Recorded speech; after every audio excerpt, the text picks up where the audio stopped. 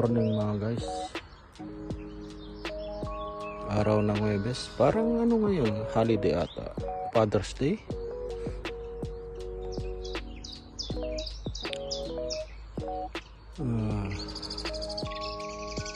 Walang magawa kasi holiday naman.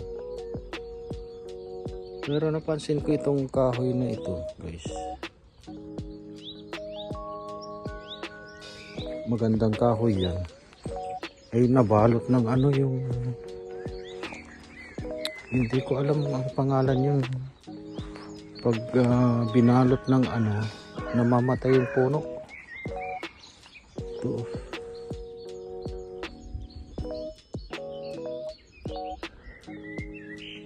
Gusto kong putulin yung ano yung sa ilalim para mamatay na yung bumalot nito. Ito guys, pinutol-putol ko. Ayan. Kasi ito, yung kahoy na ito, yung hindi katulad ng kahoy dyan sa Pilipinas na ano, pag inano mo, mausok.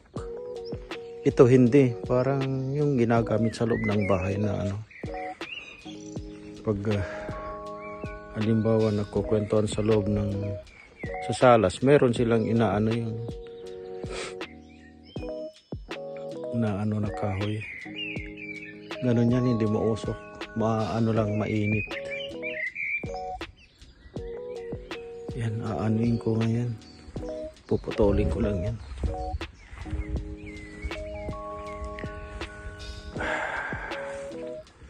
Kasi wala naman magawa dito. Kunin lang ng ibon ng ano dito.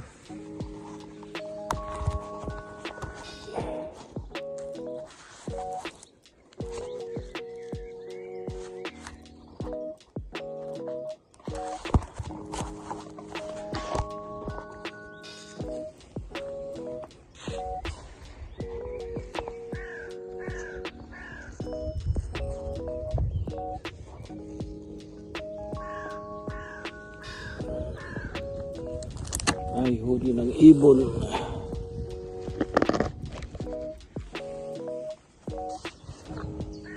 Putulin ko lang.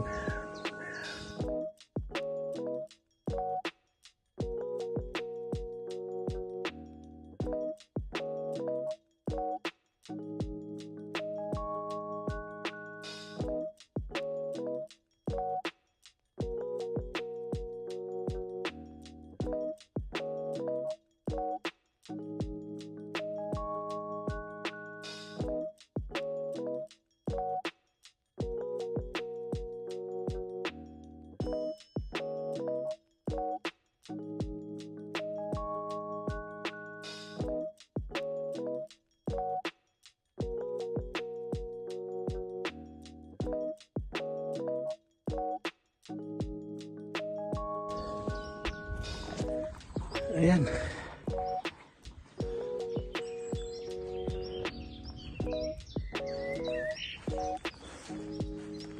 Gusto kong ilagay ito doon. Kasi may inipon akong ano.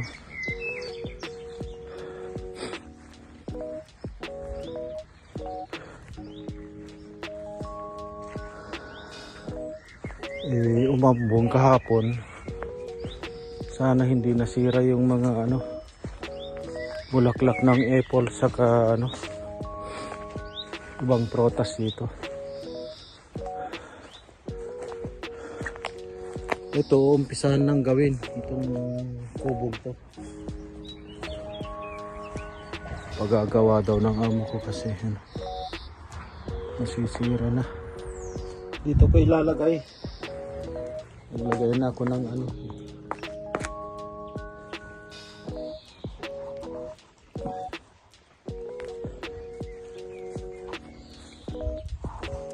Kasi sayang naman to, tambayan ng ano.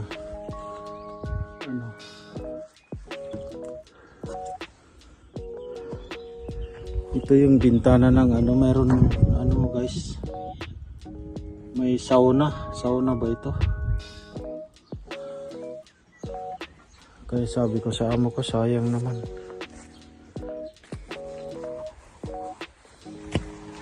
Buti na lang, pumayag naman.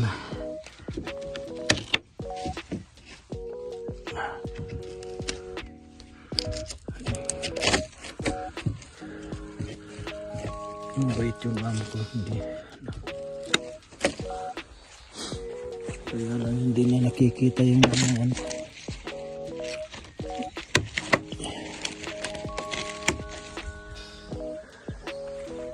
Kaya sabi ko sayang itong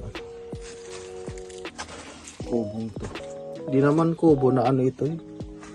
Bahay na maliit na.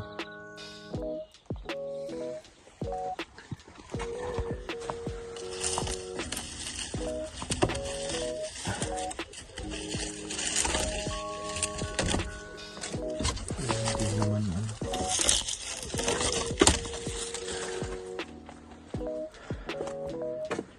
Silang dalawang magkapatid. Ay, itong parteng itong minana ng amo ko ata. Dalawang babae sila.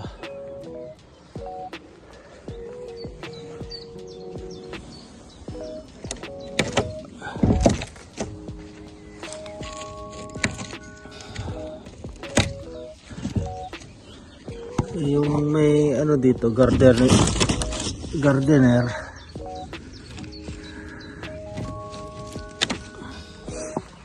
Kung ano lang hindi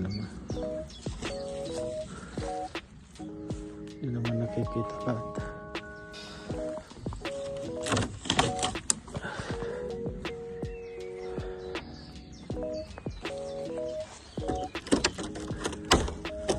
Ano lang napunta dito.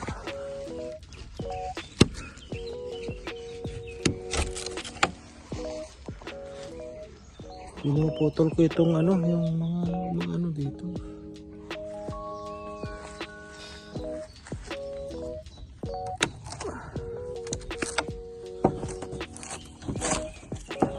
Kasi ito ang sumisira ng ano.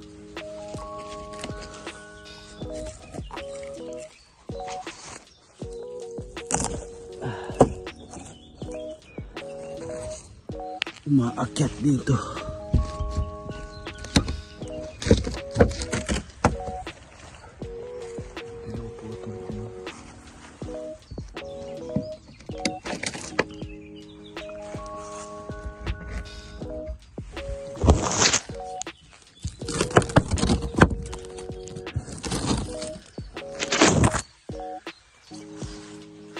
Para hindi dumaan.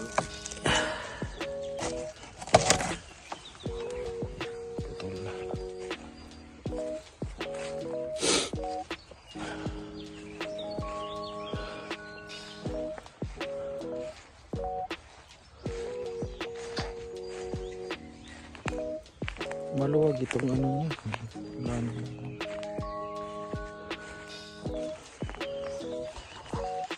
Kaya ito guys, yung mga ganito, pag binalot na yung kahoy, puno, mamamatay na itong puno.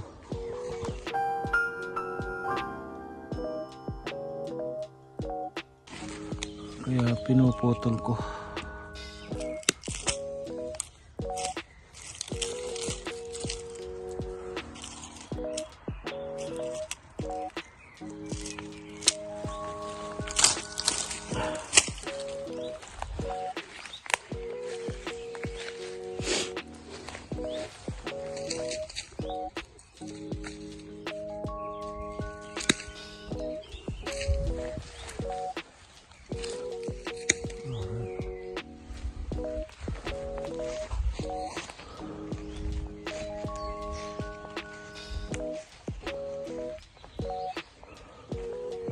Medyo malamig pa guys, ano, pabalik-balik ang lamig.